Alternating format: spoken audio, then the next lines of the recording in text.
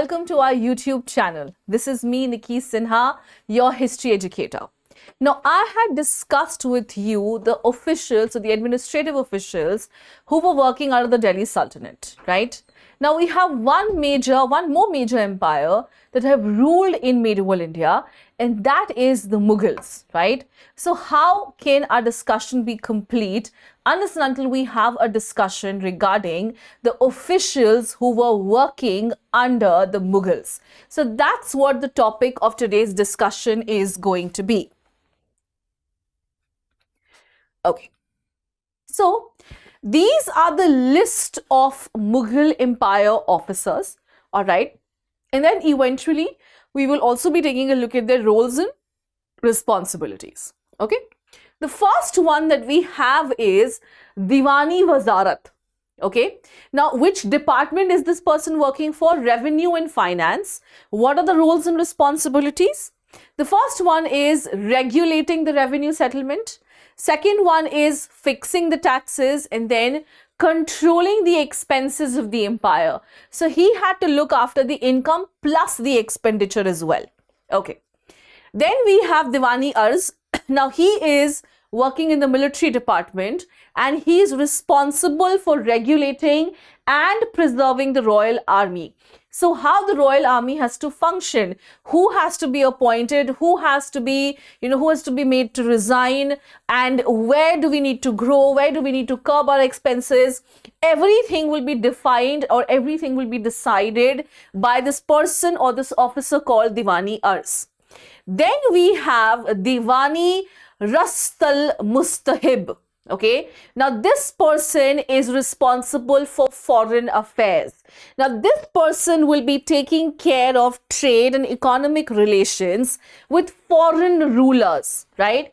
Now you all know that Mughals had foreign relations with the Ottomans, with the Jesuits, not so much as trade, but they had foreign relations or trade relations with the Ottomans, isn't it? So who do you think will take care of all the treaties and all the contracts, etc.?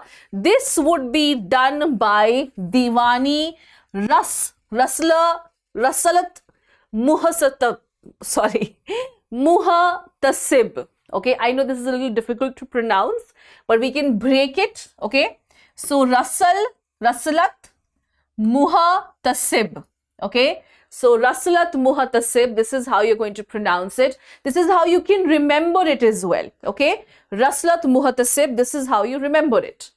Then the next officer in charge is Diwani Insha. Now he is the custodian of the government papers. So he's in charge of the royal correspondence.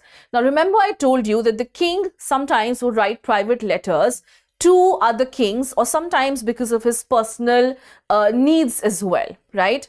Now there has to be a person who has to make sure that these letters are not opened, because they can contain some very private information as well, isn't it?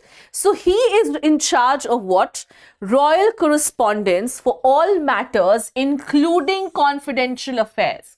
So he is the one who's going to be drafting the letters, making sure to send it, and making sure to send it to the right person, and making sure that the letters do not fall into the hands of anyone else if it is a confidential matter. All right. After this, we have Diwani Qaza. He is the judicial officer, and he is managing the justice in the empire. Then we have Diwani Barid. Now Barid is the intelligence department. So they are a system of espionage actually. So they work for the intelligence department. They inform the king about the day-to-day events, whatever is happening in the empire, all that information would be given to the king. Then we have Diwani Saman. Now he is responsible for the head of royal household.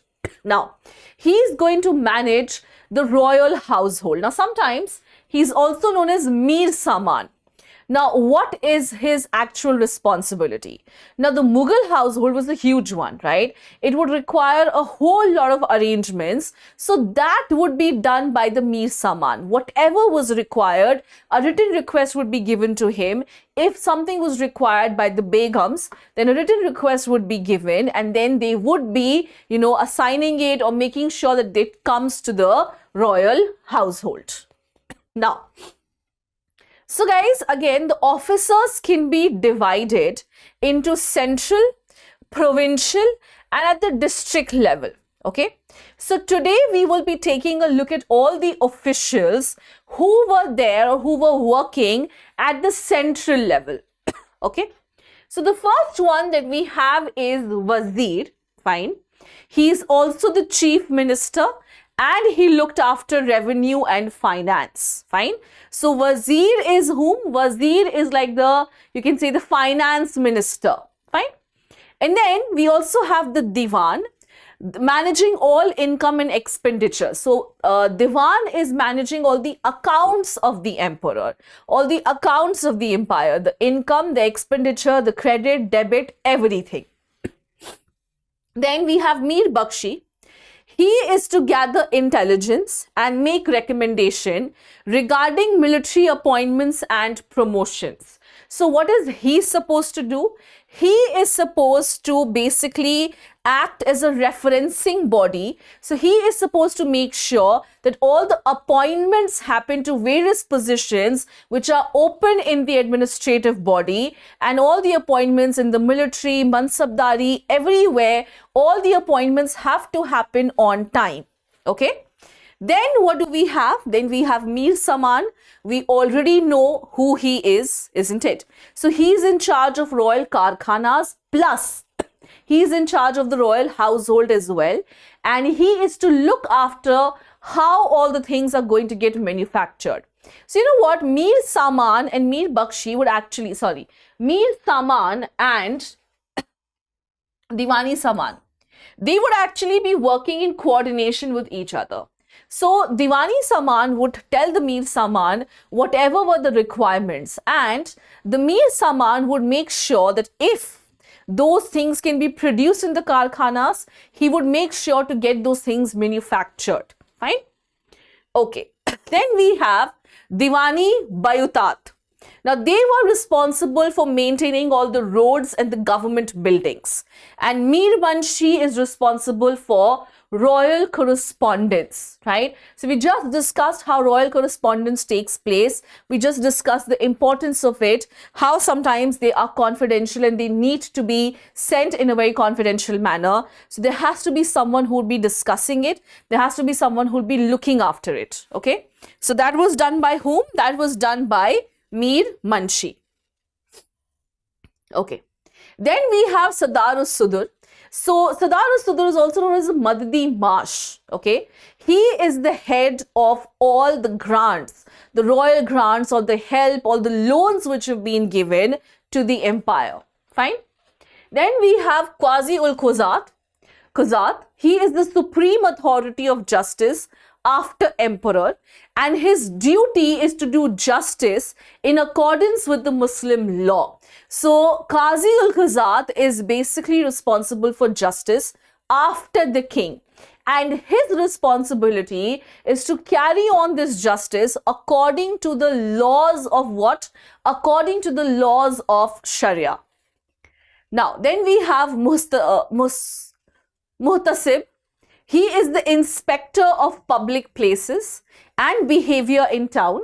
He was responsible for maintaining the morality of the general people in medieval Islamic cities.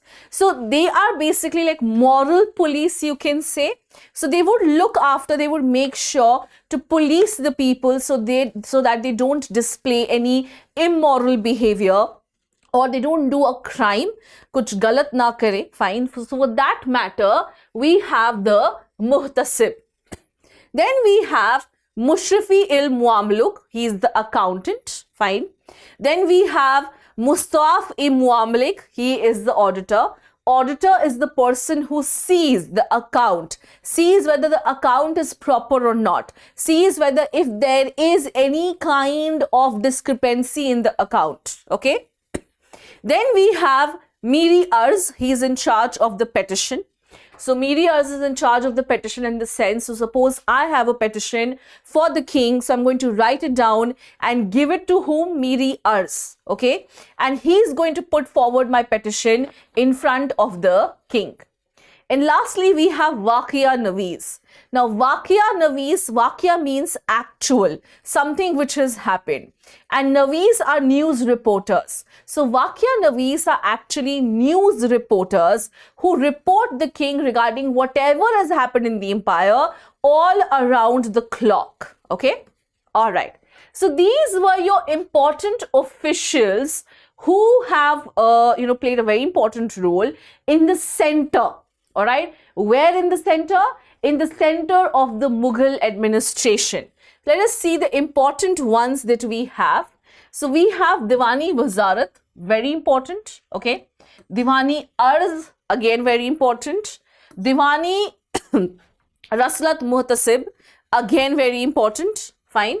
And here, please remember Diwani Qaza and Barid. Okay, these are the important ones from which questions have already come. So I'm just going to mark that for you. All right. But please try to remember them all because you can get anything.